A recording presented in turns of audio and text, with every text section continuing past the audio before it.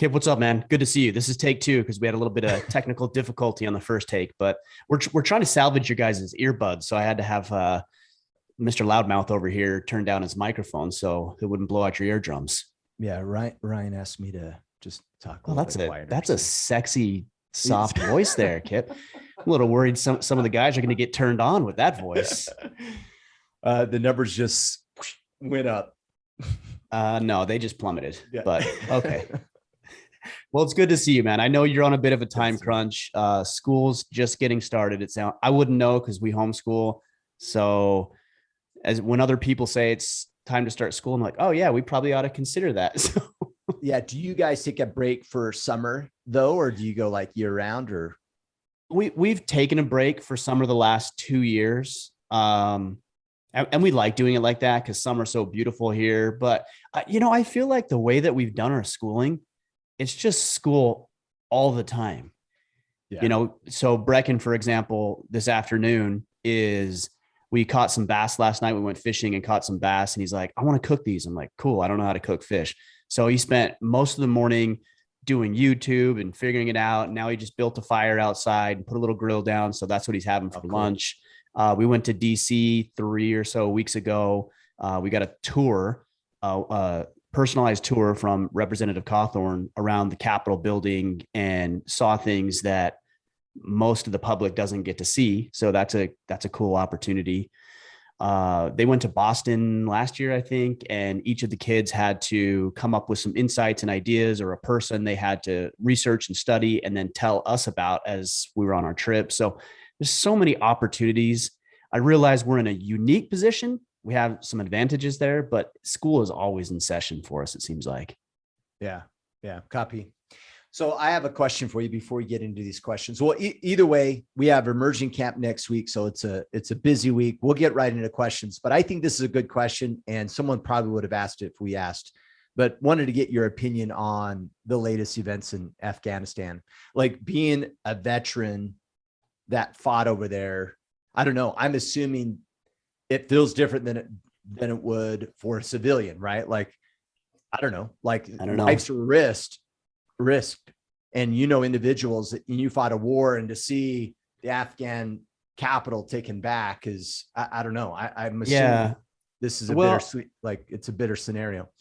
I didn't spend any time in Afghanistan, so anything that I would say about it, you should take with a grain of salt.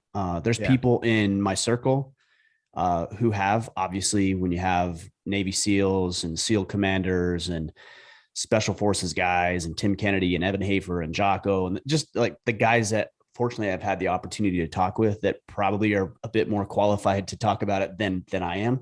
But I can tell you, in the Gulf War, one thing that we did just through experience and hearing stories about this directly from the source is that the Kurdish people were trying to create their own country because they were under the rule of Iraqi and Saddam Hussein. So basically what they interpreted as us doing in the first Gulf War was that we basically went in there and we stirred up the hornet's nest, and then we left and said, see ya. And the Kurds got slaughtered. Yeah. And so when we came back, and this is what when I served in 2005 and 2006, the Kurds were very hesitant because they thought, well, they're going to do the same thing. They're going to come in here, stir up the hornet's nest, kick and poke the bear. And then once the bear's all pissed off and riled up, they're just going to leave.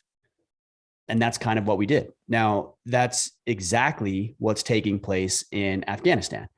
We go in there, we have our presence and our forces known, and then we get everybody riled up and pissed off, and then we leave and create this huge vacuum for Al-Qaeda and terrorist forces to now basically take over the country of Afghanistan.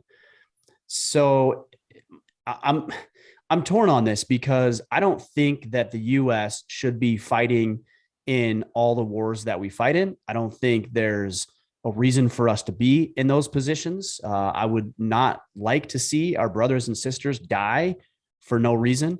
Now, being in Iraq, I saw that there was a lot of people in Iraq who they wanted help and they needed help. And so part of our mission while we were there was to train Iraqi police forces, and they wanted help and they wanted to step up. I talked with Iraqi interpreters who were quite literally not only risking their lives, but the lives of their families just by talking with us and communicating with us and helping us. So that's exactly what's going to be happening in Afghanistan.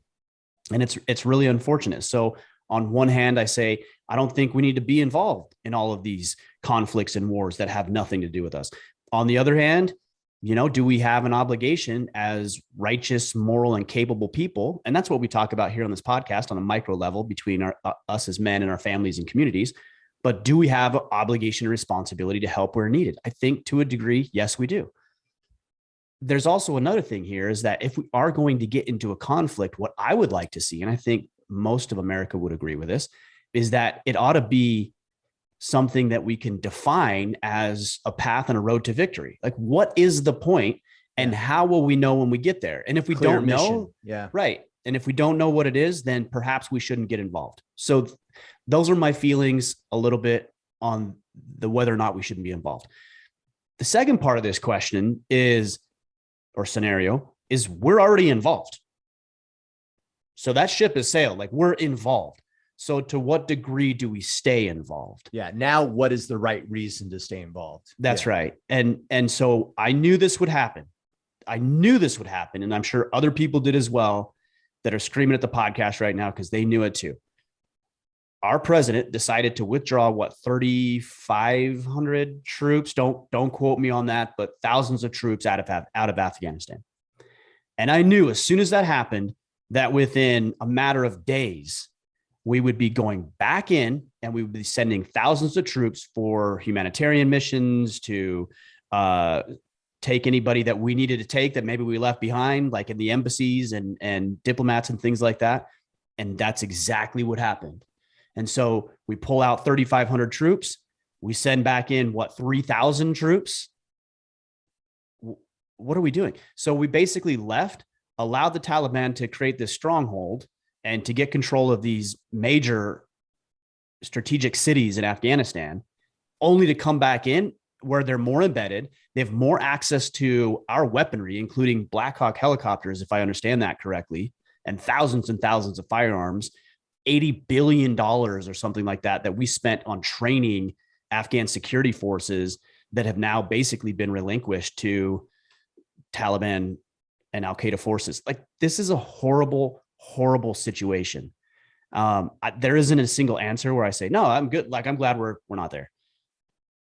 I don't know, man. I'm going to continue to watch it and let it unfold and try to see it from both sides of the aisle, but we're there. And what's going to happen now with our vacuum since we left is we're going to create a lot of problems for terrorist cells to gain strong footholds, to gather additional recruiting efforts, weapons, strategy, finances, and we're going to have to continue to fight this down the road. So I think basically what we did is we just kicked the can down the road only to a position where it's going to get worse. And then we're going to lose thousands and thousands of our brothers and sisters who then go back over there to fight for these politicians who have horrible ideas, horrible foreign relations issues. And look, I know a lot of people don't like Trump, but he was getting peace deals done in the Middle East. Now we can talk about how brash he is. We could talk about how unlikable of a person he is. You can talk about all of that stuff. And I agree with some of that, but he was getting peace deals done in North and South Korea. He was getting peace deals done in the Middle East. People that have been fighting literally for thousands of years were agreeing to be peaceful. That's something to consider. Man, there's a lot to talk about and unpack there, but those are my 2 cents for what they're worth. Yeah. Thanks. I'm sure. I just think now we have an obligation to, like, we're there. We're already there. It's horrible. It's unthinkable to see that we just leave. And you know what? When bad people are allowed to exist, it only gets worse. I'll leave it there. When bad people are allowed to exist, it only gets worse. And there's some people who can't defend themselves. Yeah. All right. Our first question. So we're fielding the rest of these questions today, probably mostly from Facebook, from our Facebook group. To join us there, go to facebook.com/group/order of man. First question, Joseph D. Roma. Joseph's question is, what healthy ways men can process sadness without feeling weak? How do we process sadness without feeling weak? So I think we talked about this. There's emotions and there's your response. So your emotions don't define you as strong or weak or any of those attributes. That's your It's just an interpretation. emotion. Yeah. Well, no, it's just an emotion. It's not, it doesn't, Yeah. just because you're sad, does that inherently make you weak? No, that's actually a ridiculous thought. Like anybody who would say that that is the case is horribly misguided. So guys, if you're sad, you're not weak. If you're angry, you're not weak. Where do you think that comes from, Ryan? Like, what's the psychology, do you think, that because, I think a lot of us could read that question, whether we agree with it or not, and go, oh yeah, I could see, right? Like I could see where a lot of guys might interpret sadness as a form of weakness. Well, weakness is an action, or maybe an action that wasn't taken. That's weakness, right? Yeah. So it's not just the fact that you feel a certain way about something, it's how you respond to it. So where does it come from? It comes from the idea that people have conflated emotion with response. Right? So what do guys do when they get really, really angry? Well, immature men will punch a wall or hit somebody or violently act and lash out. Like that's what my boys will do that, right? Yeah. They'll punch their brother because they're mad at something that's probably not really worth being mad about. And yet they're angry. They're like, well, I was angry. Okay, but what does that have to do with you punching your brother? Well, I was just angry. Okay, again, they're different. You can be angry. I don't tell my kids they shouldn't be angry. I'm like, hey, help me understand. So you're angry. What are you angry about? Okay, well, why does that upset you? And we work through that anger so that we can have positive responses to the anger. So this gentleman's question, I think his name is Joseph. What can I do about my sadness and not be weak? Don't respond with weakness. So you can be sad and maybe you're upset about the loss of a loved one, or maybe you're going through a separation or a divorce, or you lost a job, or there's a lot of things to be sad about. I'm sad too, on occasion when the situation warrants it. But what I don't do is I don't wallow in my own self-pity. Now that might be considered a form of weakness. But wallowing in your own self-pity is really a lack of action, right? Like in most cases, you're not doing anything about it, right? You're just feeling sorry for yourself. Or it's the wrong action. Like somebody who's wallowing in their own self-pity might decide to go get shit-faced this afternoon and get drunk and do dumb things. So it's not, it could be a lack of action, or it could be an action in the wrong direction, a response, an inappropriate response. So emotion, sad. Now, what are you going to do about it? If you're going to act weak, then yes, it's weakness. The emotion isn't weakness. Your response is weakness. If on the other hand, you say, I'm sad, and because I'm sad, I'm going to take some time for myself. I'm going to recharge. I'm going to engage in a new hobby or pursuit. I'm going to learn something. I'm going to sleep. Maybe I need some sleep, or maybe I need a vacation. Neither of those are wrong when appropriate, again. And so you handle it correctly, and that doesn't make you weak. It actually gives you the ability to get through the emotion that you're currently experiencing. So if you're angry, what are you going to do about it? Don't punch the wall. Maybe you just need to have a conversation with somebody, or maybe you need to set up a boundary. If you're sad, maybe you need to disengage for the weekend and, contemplate your life, or read something uplifting, or call a friend who, encourages you and uplifts you, or you need to be productive. Weakness is the response to the emotion, not the emotion itself. Got it. I like it. Josh Yoder, you have talked about rendering ourselves obsolete when we raise our sons. What are 3 areas of focus for us men to look at to help us transition through that process? Do you think he's asking about him? Oh, maybe you didn't finish the question. Okay. Well, no, he was just going to use an example, right? Moving out of the house, he has a son turning 18. Right. Yeah. Right. Yeah. So I didn't know if he was referring to what can he do for himself, or to get over that idea, or if he's referring to what can he do to equip his children so that they're capable and he can render himself obsolete.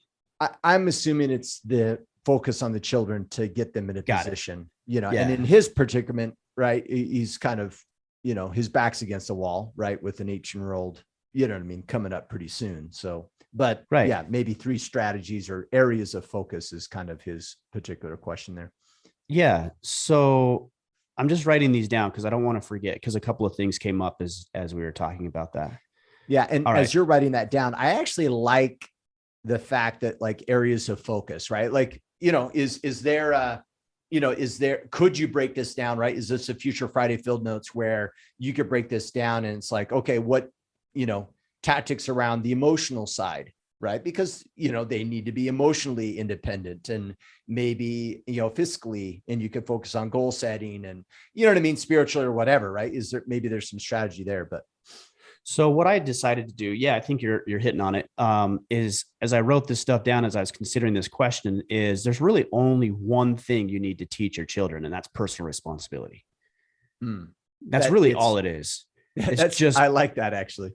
Yeah, but let's break it down even Yeah. further than that. But it's all under the umbrella of personal responsibility. If you can teach your kids personal responsibility, then they're going to be able to handle whatever comes their way. And it's not always going to be rainbows and sunshine. Like, it's going to be some difficult choices and circumstances. But again, you give them personal responsibility, they know how to handle all of that stuff. Let me ask you this. So you have a 6-year-old, you're sitting down, our brother's listening to this podcast and he's like, personal responsibility, sits down with his 6-year-old and says, all right, you need to focus on personal responsibility. And his son goes, what do you mean? What's personal responsibility? What does that look like? Like what is a child's or a teenager's definition of personal responsibility? Yeah, look, I don't know if I would. I mean, yeah, you want to have that conversation, but I don't think you need to have a conversation like like the birds and the bees when they say, well, where did babies come from? And then you have to explain, well, the penis goes in the vagina. And like, you don't have to do that. Right. You mean just having one conversation with them is not sufficient for them to become independent. Okay. Got it. Okay.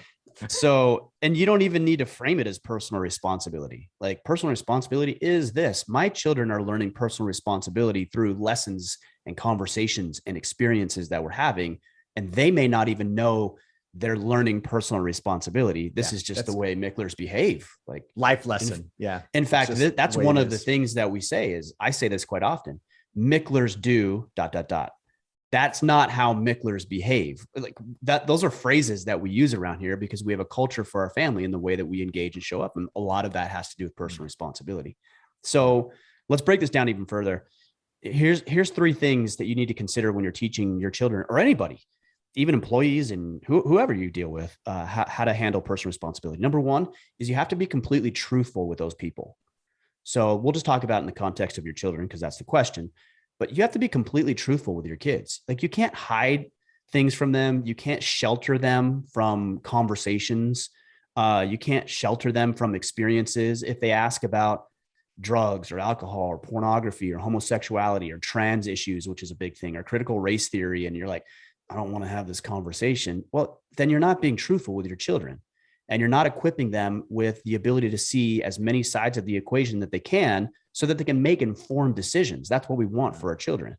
So if I never talk to my children about sex, when my son gets into college, he's going to see some attractive ladies and, he's going to want to go do his thing. And that's a natural urge. I understand it. But if I've never taught him why maybe you shouldn't just go bang every woman that you see, and instead maybe there's a level of respect for her and a level of respect for yourself where you aren't engaged in that type of behavior, and we've had conversations like this, now he hopefully will make a better decision based on all of that information. So that's number 1: completely truthful, transparent, sharing everything that you possibly can as appropriate. I'm not going to have the same conversation with my 5-year-old that I will with my 13-year-old. But then the next point comes into play. So this is point number 2. And this is what people will say is, they'll say, well, children still get to make their own decisions. Yes, that's 100% right. And you know what? You have to allow them to. You have to allow them to, again, within reason. My oldest is 13 years old. I'm not going to go out and let him do willy-nilly whatever he wants. There's some constraints there, but I give him a little bit of room to make some choices, good and bad choices. And I have to be okay with that. So point number 2 is that you need to give them some autonomy and some agency over their own life.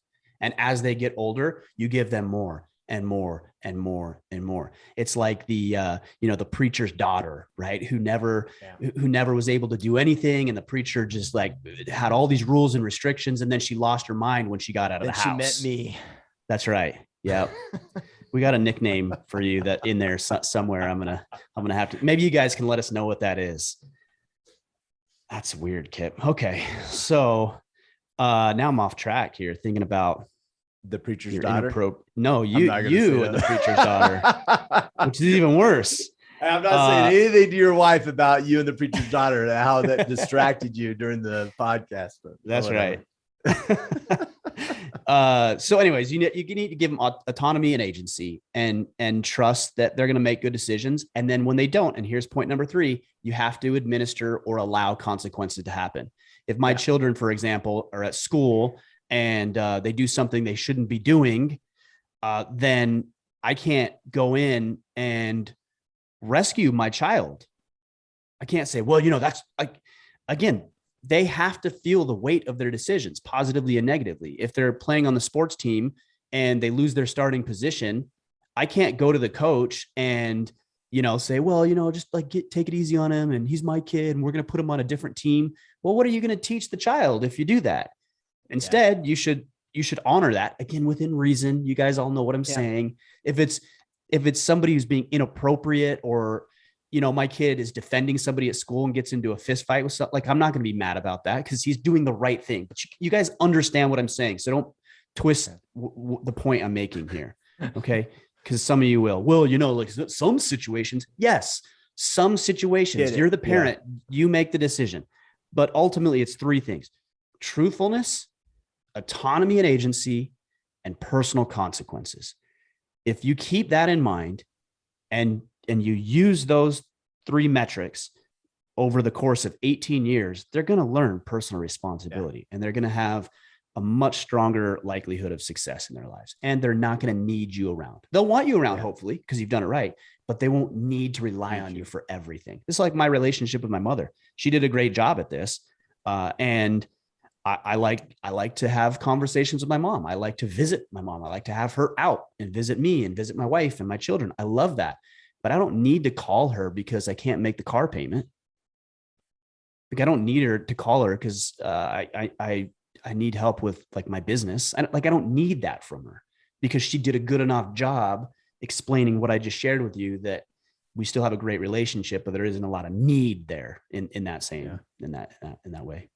So let me ask you this. All 3 of those items, Ryan, are uncomfortable as a parent. Totally. They all go against the natural thing that you'll want to do. Totally. You're like, I don't want to give them freedom.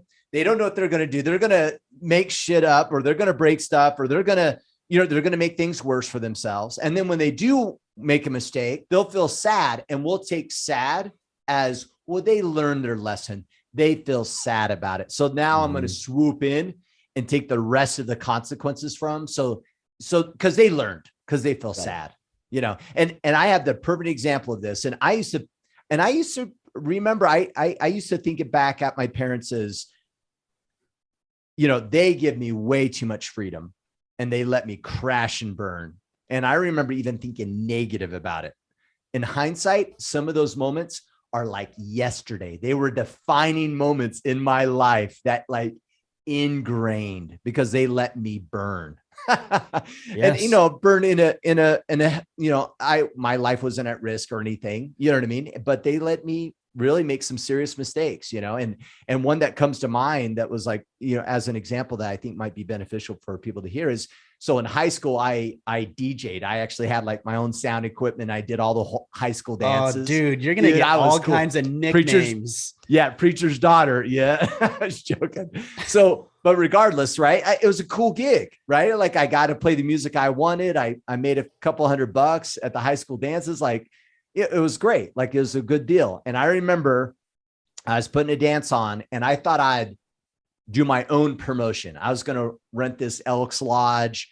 I was going to do my own flyers, you know what I mean? Not officially, like someone wasn't hiring me, right? I was fronting my own cash.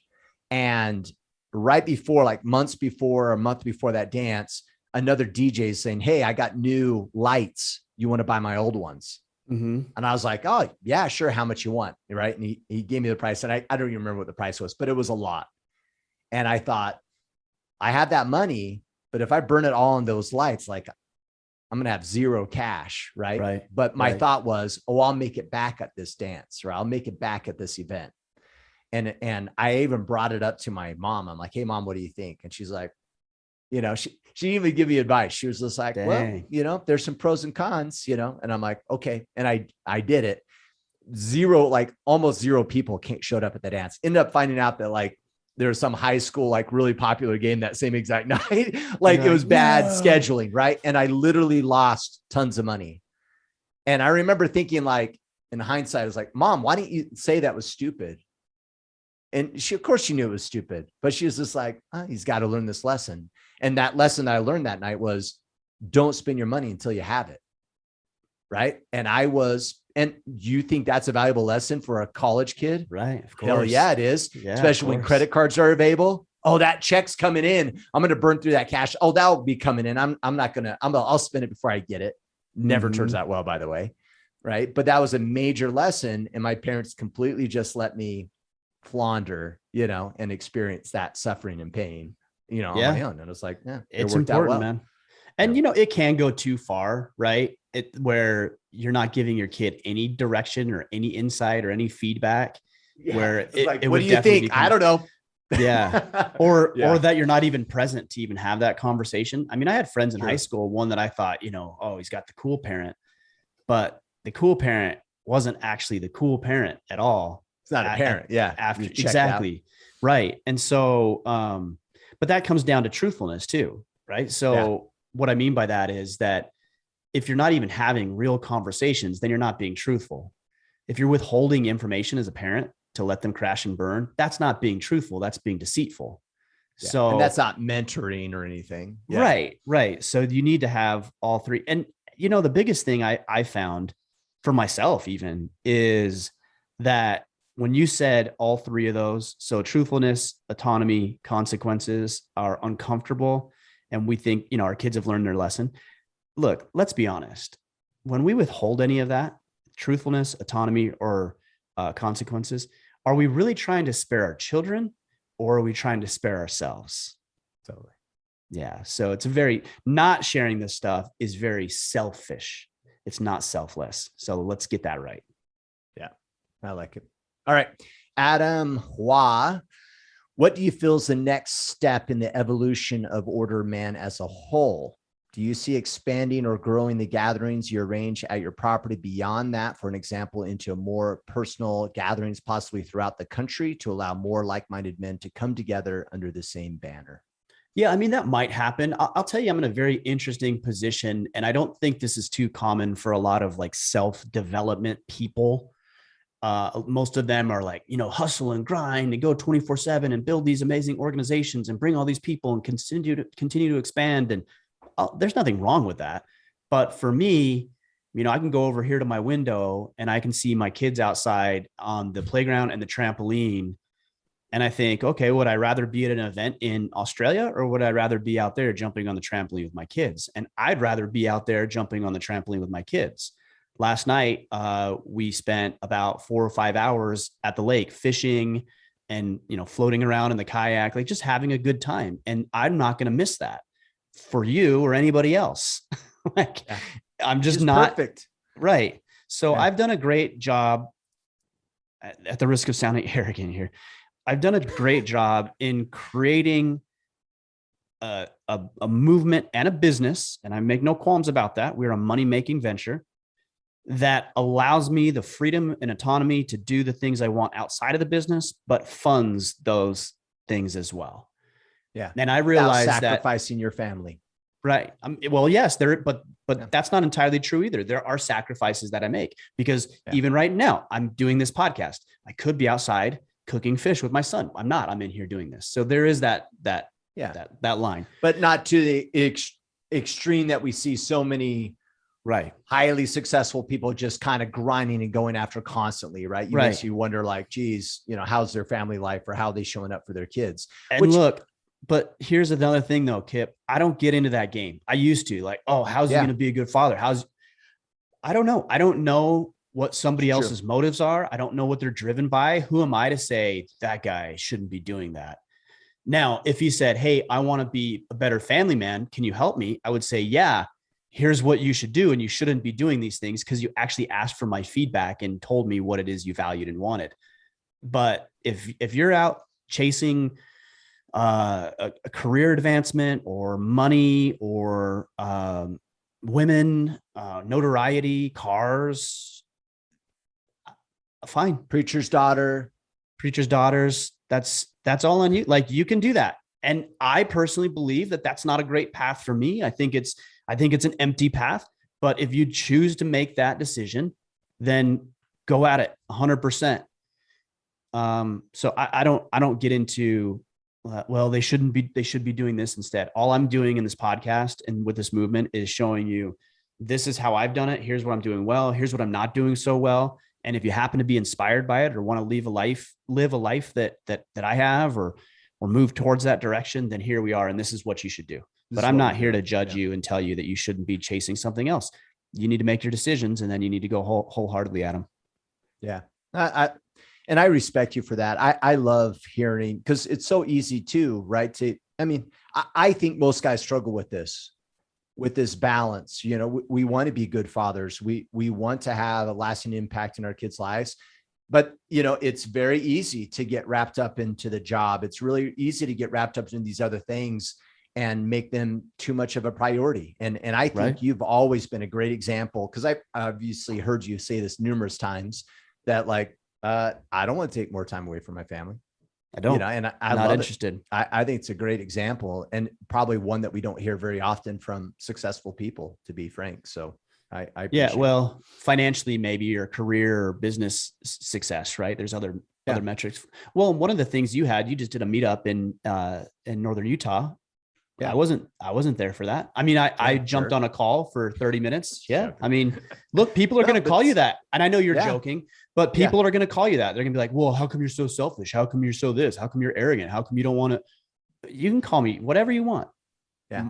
These are my values. So I wasn't there, but I did jump on a Zoom call for 20 or 30 minutes. Totally.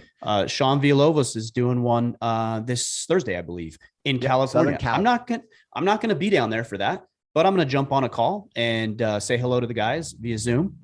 And, you know, that's my contribution. And I'm just not going to do that. So, yeah, this was a discussion over the weekend with some friends. And I think at the root of it, Ryan, is you're present to the idea that some of us are not present to, that your choices, that there's a cost for all things.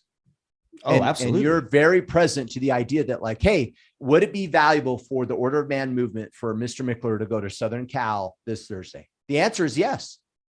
The question is, what's the cost? Yeah. At what cost? And you making that decision on whether you want to pay that price for it or not. And the answer is no. And it's not right or wrong. That's your priority. And that's what you've deemed as important. Right. And we should all be doing that, by the way. And it kind of goes back to good. Yeah. Go ahead. Sorry, I interrupted you. Well, I was just going to say, and it goes back to good, better, best, right? Like, of course it's good for you to go down, but what's even better? Probably for you not to be away from your family too much. Right. And what I was going to say is, what would be wrong is telling myself I want to be a family man and saying that's a value of mine, but then my actions aren't in alignment with that. That would be wrong. Being out of integrity about it. That's right. Totally. There's one other thing that people need to be aware of here that I found. It's an interesting phenomenon over the past 5 or 6 years, is that whenever I host an event. So, you know, let's say I was hosting an event in Utah, which we probably did a dozen or so different events in Utah as we've done this. You know, we're always going to have people who say, well, you know, like, you should do an East Coast event and then I'd be able to make it. Okay. So I moved here to Maine and we've done about six events here in Maine. Those people haven't showed up. Here I am on the East Coast. They haven't showed up. I could hold the guys who say, hey, come to my place and do an event here. I could do an event in their time when right. I could do an event in their freaking backyard. And they'd say, oh, sorry, I can't make it because the game's on, but like, I'll come out here periodically or whatever. Like, people who say, like, come to me are very rarely actually going to make an event. If you want to make an event, make the event. If you think it's valuable enough to attend, I go places, I travel places because that particular event happens to be important to me. But I never say like, oh, Kip, you're doing an event. Well, you should do it here in Maine. And then I'm like, no, I either have to make a decision to go to you or not, and just live with it.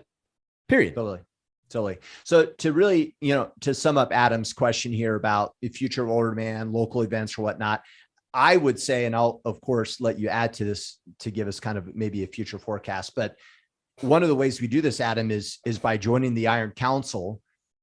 Within the Iron Council, that's our exclusive brotherhood, 900 plus members strong globally.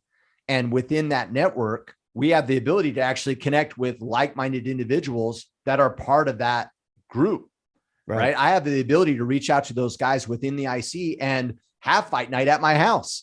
And find these guys because they're part of the same membership group that I'm a member of.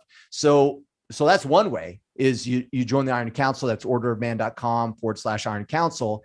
And then with that in mind, we also have the Facebook group in which men can join.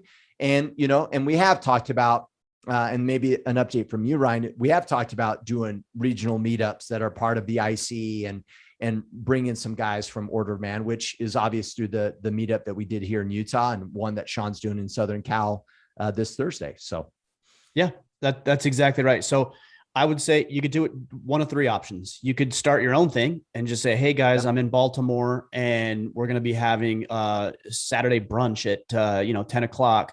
Meet us at this place, and afterwards we're going to go on this hike, and just put it together. Like, nobody's stopping you from doing that. Yeah. I'd encourage you to do that. So that's one. Two, you just said Iron Council. Or three, go to one of these meetups. And I think these will become more frequent, but I need to make sure we do it right. We do it organically is important to me. And also that we vet the people who are hosting. So don't reach out to me and say, I'd love to do one in, Texas. If I don't know who you are, like, the likelihood of that happening is very minimal. So Ryan barely allowed me to pull one off in Utah. It's true. I had to it's true. call in some favors to pull it off. It is true. And well, he still I talked to you on the Zoom call week. to listen in to make sure that we weren't. I talk to you every week, and I know what it's like. So I'm like, oh gosh. Probably if I didn't know you, you might have had a better chance. Totally. We mentioned Sean, Southern Cal. Anybody listening on Southern Cal, how do we join the Facebook group and find the post where you can register for the Southern Cal event this Thursday? Yeah, that's a good, you're bringing up a good question, which is a logistical issue that we're going to deal with, where at some point, what I envision is you'll just be able to go to orderman.com and click on events and type in your city, and it'll find any events that are coming up in your area, or what the calendar of events is. I like that. So that will probably happen. It isn't available now, but if you go to the Facebook group and just type in Southern California in the search bar, it'll pop up, and then you can RSVP that way. There you go. All right. Darren Bertram, what is the number one thing that you guys see as an indicator? Now, I like this question. I didn't want you to judge me too harshly that I picked this question. So let me explain it. Okay.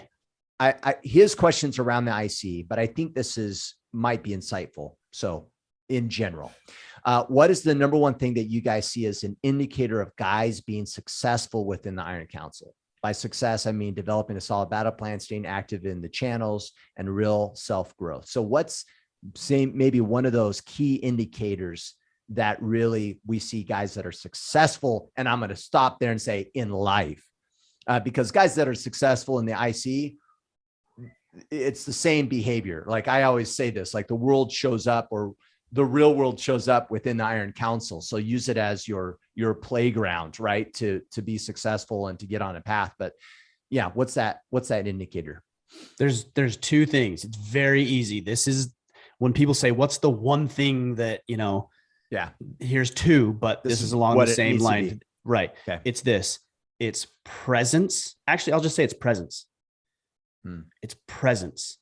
I was going to say something else. I was going to say participation. So it's presence and participation, but that makes it sound like action. Right. But that makes it sound like that they're two different things. They're not. Being present doesn't mean just a warm body sitting there. Being present means you're there, you're engaged, you're participating, you're communicating, you're doing the assignments, you're doing what's asked of you, you're innovating, you're coming up with new ideas and solutions. You're present. That's what presence means. So that's all. That period. Bottom line. The one thing you need to be successful is presence on any front. If you want to get better at jujitsu, you need to be present. And I don't mean just show up to class. I mean, you need to, here's how I do it. You go to class, right? Yeah. You go to class. I'm going to show you, I'm going to go through my routine of jujitsu. Okay. So every day I watch a video on something. Before class or whatever. In the morning, during the day, on a break, or something I find on YouTube or something somebody sends me, I watch a video for a technique or something maybe I'm struggling with or a maneuver, whatever, right? So I watch one video. Then I drink a boatload of water before I go, because I know I'm going to get dehydrated and I don't want to take time during training to like take breaks and get drinks and whatever else. So I try to hydrate. Okay.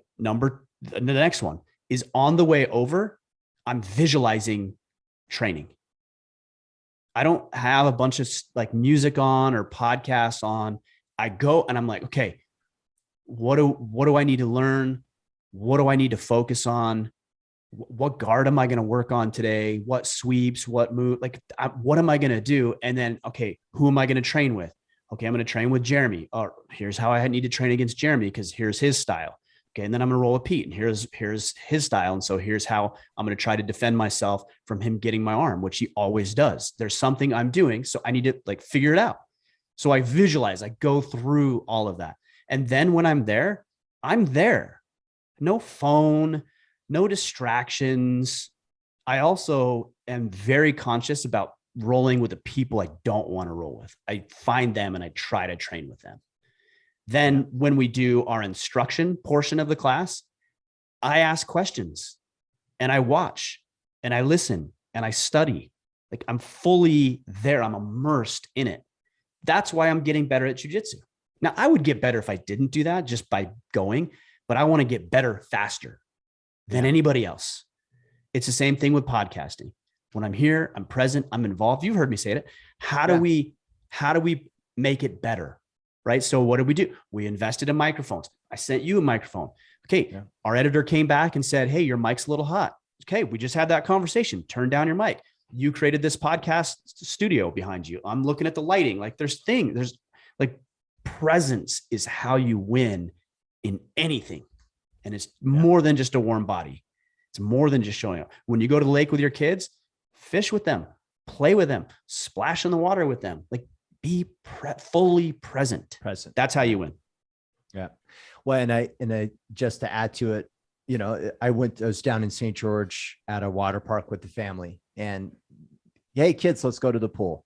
And it was funny. My temptation was they hop in the pool. I sit on this lawn chair. Get your phone out, do your thing, get my phone out, be lazy. Yeah. And I'm thinking family vacation. No, I should be going down the stupid water slide, going backwards and you know what I mean? Running the little loops with them and floating in their lazy river, even if I don't want to, because that's what going to the pool with dad is. Not just but is there around, really, right? Is there really anything that if you're with your kids that you're like, yeah, you might be hesitant, but once you start doing it, you're like, okay, totally this fun. Is awesome. Yeah, totally. Awesome. I was instantly like, okay, wait, hold on. How do we get down this thing faster? Even better or with more style. There's a water park in St. George. Well, it's this community that has a small lazy river and thing. And you rent these vacation rentals and where is it? Cool. Out in Santa Clara, Ivans area. I didn't know that. It was, literally it was like eat, come out to the pool, go back, eat some more, come back to the pool. Like it was best. It was, I'm going to check that out. Super lazy. Yeah. Awesome. It was great. Cool. One other thing I was going to add, by being fully present, you feel fulfilled. Oh, 100%. Versus if you're like, oh, let me go swim with the kids. Oh, let me try to do some emails. Oh, let me do some work. Oh, let me do this. When we're scattered and we're multitasking all the time, you don't feel good about how your day went. And your level of success is lower. And that's probably why you don't feel good about your day, because it's still a rat's nest of chaos. Mm-hmm. And you didn't really have breakthroughs in accomplishing anything. And by being fully present, that positions us to actually have way more accomplishment, which then gives us better fulfillment about how we are showing up. And more energy to be more present in the next thing that you're going to do too. So it's this big cycle, and it doesn't really matter where you inject yourself into the cycle. Everything is connected and linked. So it will improve in every facet of your life. Yeah. I like that. All right. Next question. Sorry, I wasn't prepped. I have to scroll. You weren't present. You weren't present, Kip. I wasn't fully present. It shows. So it's August 16th. Clinton, his question is kind of realignment halfway through the year. Obviously, Clinton, you're already too late. It's past halfway through the year. But for those guys listening, and it's like, it's August, they probably started off the year with some great goal setting. And now it's like, we're halfway through, right? What's some advice around realignment of goal setting to finish the year strong? I want to talk a little bit about the battle plan. I'll do that in a minute, but I heard a quote a long time ago. I can't even remember who it's by at this point. Maybe you guys can help me out on this, but the quote goes something like this: every night when I go to bed, I die, and the next morning I'm reborn a new man. Yeah. I'm paraphrasing. It's something like that. And that's a very powerful thought, that every morning you are a new man. Both for good and bad, because you might have been really, really good yesterday, but you're a new man. You died last night. You're a new man today. So it doesn't matter what yesterday was about. Or, maybe you messed up. You royally screwed some things up. You said some things you didn't mean to say. You hurt some people, or you took advantage of somebody. And look, that's not to say the consequences of your decisions go away each day. Yeah. But who you decide to be when you wake up is exactly who you are today. So that mentality has served me very, very well. My baseball coach used to say, you're only as good as your last at bat. Meaning that you'll see a bunch of guys who resting on their laurels. If it was their last at bat was really good, they're just going to rest on their laurels. Or if it was really bad, then they define themselves by that. Well, I'm a loser. No, you're only as good as your last at bat. You have another at bat right now. So what's it going to be? So each morning you need to reset. Now, the planning tool, so that's the mindset. The strategy is the planning tool that we use. We use our 12-week battle planner, and we do them in quarterly segments. And I'll tell you, the thing that you can do, I'm just pulling this up here because I like to write it out, is every single morning you ought to be planning out your day. So I've got a list here of tasks that I need to do. I've got about 15 or so things. I've accomplished about 5 or 6 of these.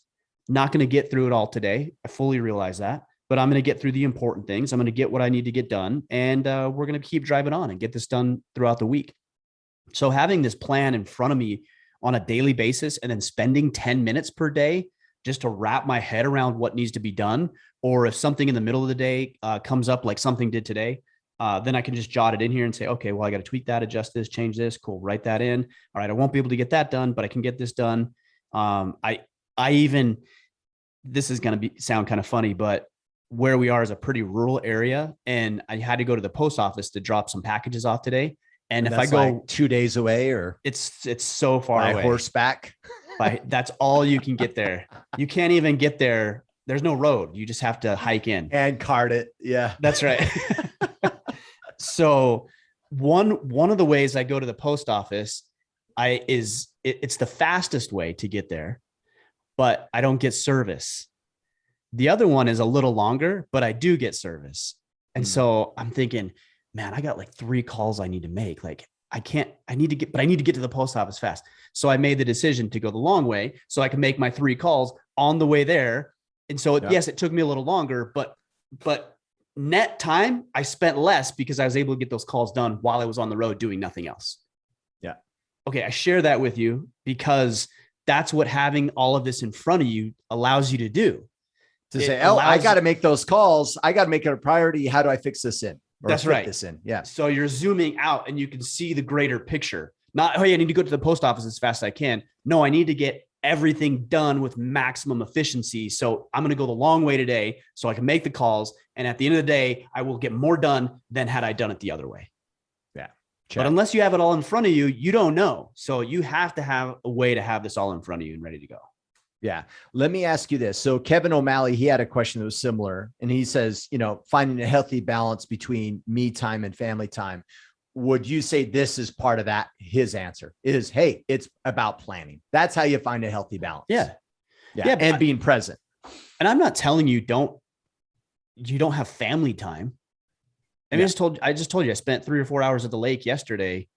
That didn't fit into like the work tasks that I needed to do. But I knew, hey, this is what you're doing. So you got family time this afternoon. So here's what you need to do leading up to that. And you need to make decisions based on that. Tonight I have training. So I know that training is important. I'm going to go. It's locked in, but I only have this window because I do this window for work. And then I have a little smaller window right there for some family time after work before I go to training. We know we just know Wednesday night. Here's another example. I train on Wednesday night as well. Wednesday night, I do the same thing. I work and then a little family time before I leave. And then I go to training. I come back. Well, Wednesday evening after the kids go to bed is my wife and I, it's our night. So we do whatever we want, whether we want to do it together or separately, it's our night. So I choose to train jujitsu and then I come home and she's maybe doing some canning or she's watching a master class or she's reading a book or she's just enjoying, herself. Alone time. Yeah. Alone time. And that night is mine. So I come home and maybe I'll read a book or maybe I'll work on a project or I'll clean something up in the barn or whatever, but that's just built into like, it's there. We already know it's all documented, written down. Everybody understands we're all on the same page and it just makes life easier. Yeah. I like it. Matt Hall would love to get a consensus on what transition means when used in transitioning from military to civilian or from one career to another. I just think it means you're leaving the military and that's it. Now, instead of being a member of the military, you're now a civilian. Yeah. I mean, is that what he's asking?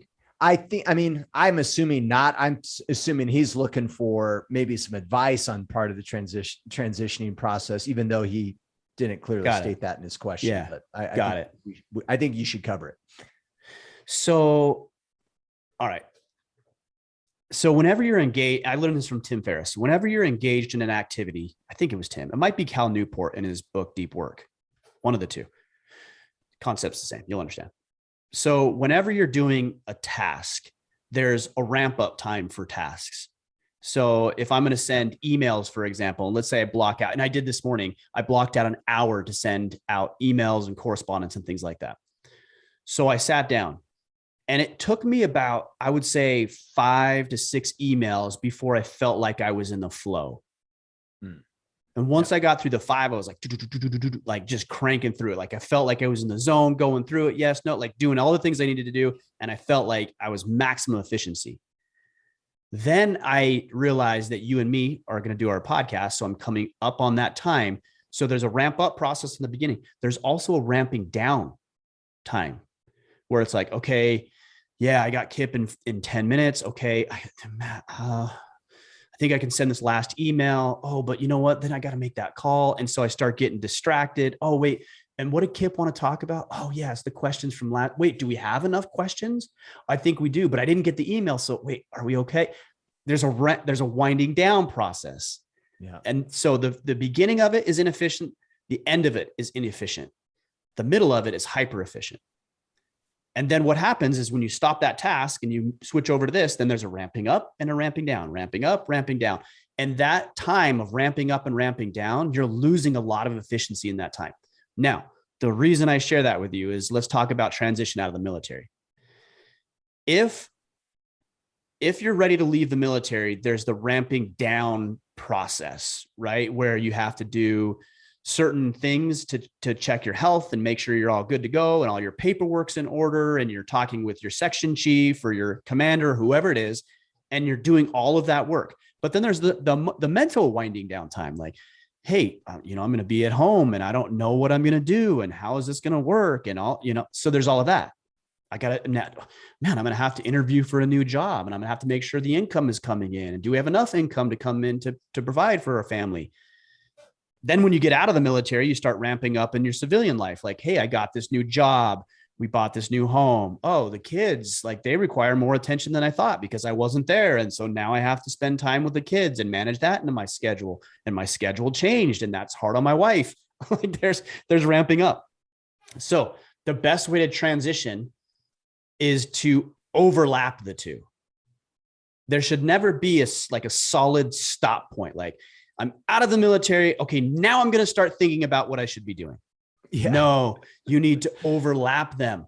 So like I'm talking a year in advance. Hey, I know that I'm going to retire next year in August of next year. So I have 12 months to really figure out what I want to do, what job I want to pursue, if our financial affairs are in order, who I need to talk with about this, how this is going to impact the family. And I need to start transitioning into my new life before my old life ends. Because if I don't, it's going to be very, very inefficient.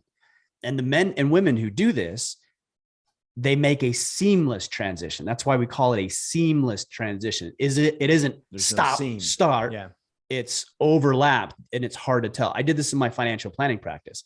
I knew that I was going to start my own financial planning firm, but I didn't march into my boss's office the day I had this idea and said, I quit. And then I start my new financial planning practice. No, I was doing research and I was asking other advisors what they had done to start their own practices. And I had got my accountant and everything else in line and in order.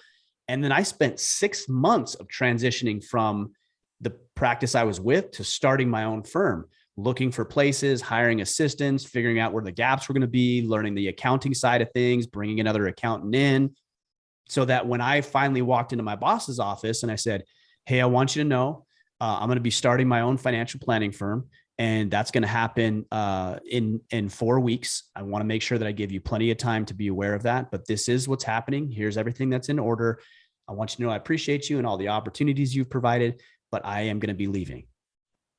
That, by the way, I like to give more time if I can, because I think that's just a respectful thing to do. Because why, if you want to ramp up to something else and transition, don't you think as long as the relationship's cordial that you deserve, or that individual deserves, an opportunity to transition for himself? Like he's got to, he's going to lose a good employee and he's got to hire somebody else. He's got to fill that in. And there's things he needs to do. So I just think that's a respectful thing to do, as long as there's a mutual level of respect, there isn't some weird circumstance. But yeah, that's what I would say to transition. Seamless. We're looking for seamless transitions.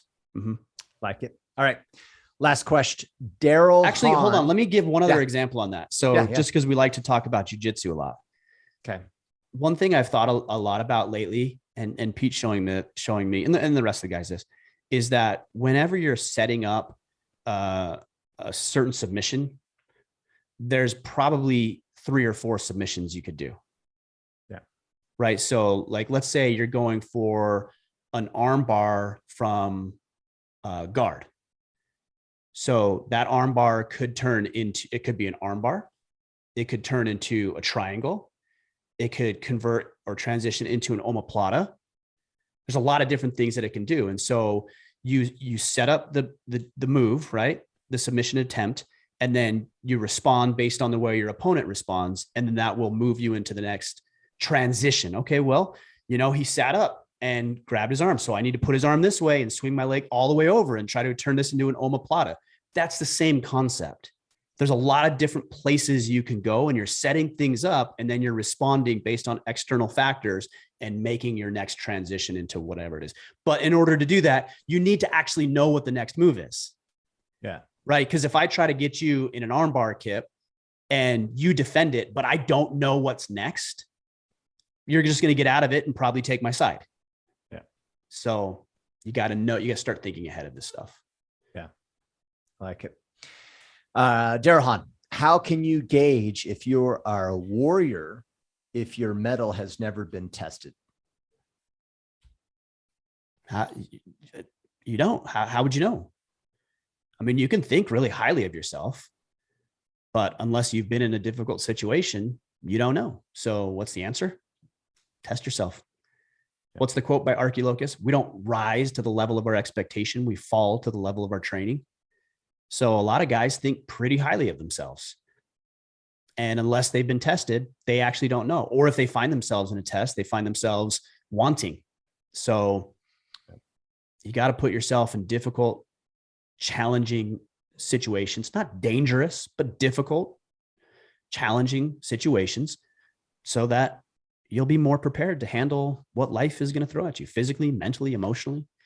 It's imperative. And I feel like this is a common thread with all of my podcast guests.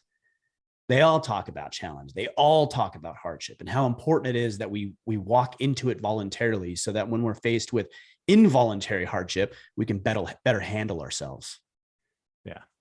Yeah, for sure. Because I mean, it's a kind of a weird question. It's almost like, how do you know if you've never been tested? So it sounds like you'd like to be a warrior, but you're not willing to see if you really are by throwing yourself into these situations. Yeah. And I think some of it might be a lack of creativity, thinking like, well, Ryan, I can't test if I'd be a good warrior because I'm not going to go to war. Right. And it's like, well, yeah, it's not, okay.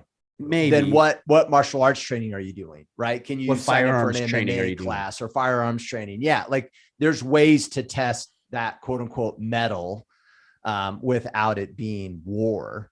Like you said, in a safe environment, there's ways that we can put ourselves in voluntary hardship to validate right where we are. So, yeah, I mean, I've been thinking about that word warrior a lot. Like it's so used and so overused. Like you don't always have to be a warrior.